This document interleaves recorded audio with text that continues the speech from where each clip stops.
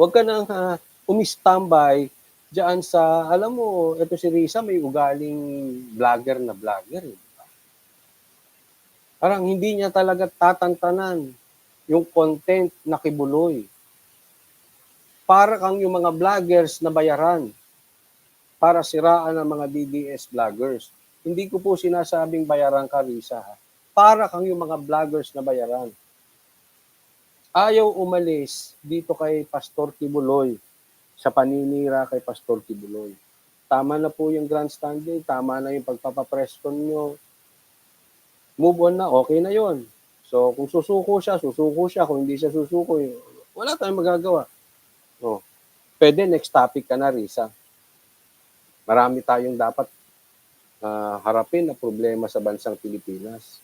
Hindi naman siguro binoto ka ng tao para mag-focus ka kay Pastor Kibuloy.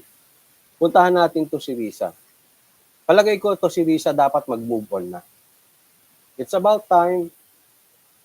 Total, nasa korte na nga yung kaso. Risa, move on ka na.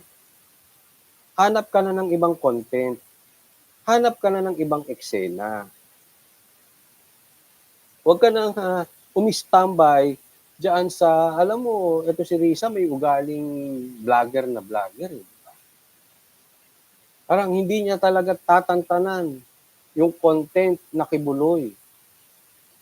Para kang yung mga vloggers na bayaran para siraan ang mga DDS vloggers.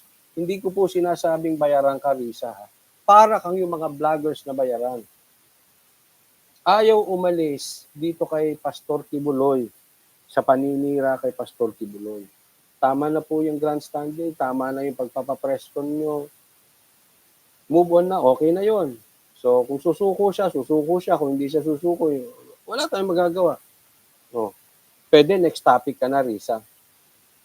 Marami tayong dapat harapin na problema sa bansang Pilipinas. Hindi naman siguro binoto ka ng tao para mag-focus ka kay Pastor Kibuloy. It's about time you move on.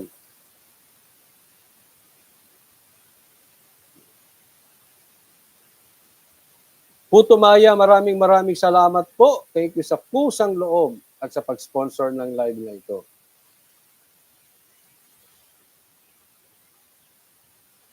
Christopher, okay ba? Respeto ang kailangan kapag tumingin sa ibang reliyon. Kung walang respeto, gululati. Oo, tama po kayo dyan. Kaya ako, pag tungkol dyan sa reliyon, ayaw mo na.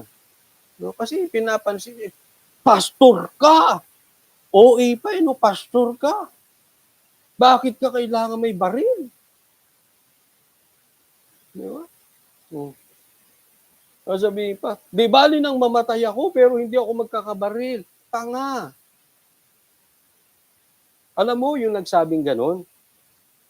Ha? Hindi. Pagtatawanan yan sa gun community. Yung may mga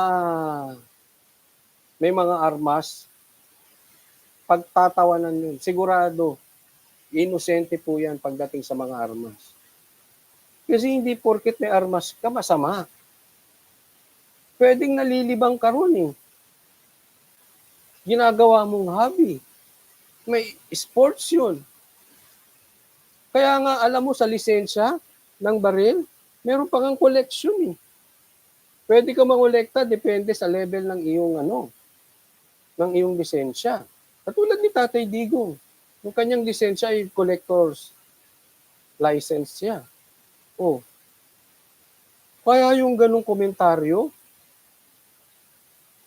galing sa ignorante pagdating sa baril. Pastor ka? Dapat nga mamatay ka na. Pero hindi ka hahawak ng baril. Tanga, no? Tanga yun.